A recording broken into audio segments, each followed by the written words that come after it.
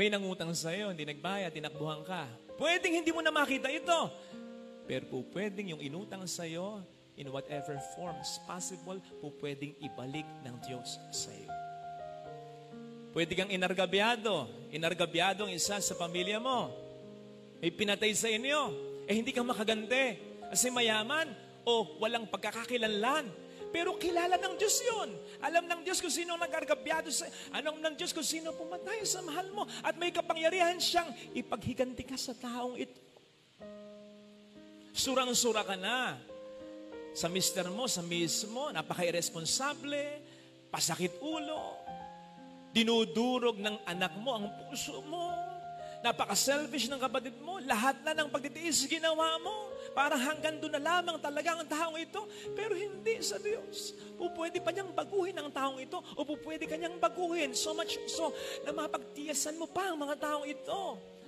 Pwedeng sabihin sa'yo ng doktor, 6 months to live ka na lang. Hanggang doon na lang kasi ang pwede niyang ibigay na tulong sa'yo. Pero ang Diyos pwede pang extend ang buhay mo. Pwede kang iwanan kahit ng anino mo sa madidilim na yugto ng buhay mo, literally and figuratively, pero hindi ang Diyos.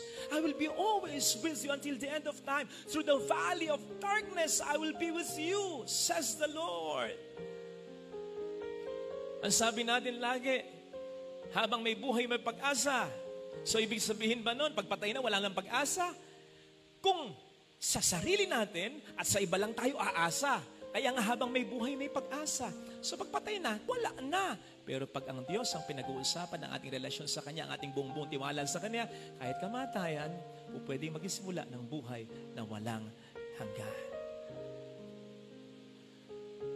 Kaya nga, sinasabi, sa ating unang pagbasa, ang taong nagtitiwala sa kanyang sarili o sa tao o sa mundo ay maitutulad sa isang halaman na tinanim sa disyerto.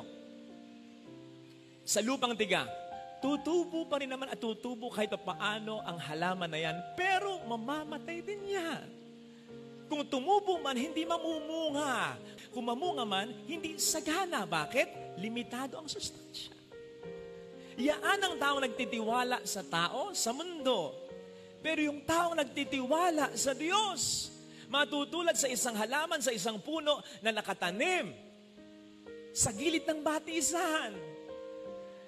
Dumating man ang tagtuyot o tag-init, hindi nababazer yung puno na yan. Bakit? Matatag pa rin yan, maganda pa rin ang mga bunga niyan, sagana pa rin ang bubunga niyan. Bakit? Dahil unlimited ang sustansya niyan.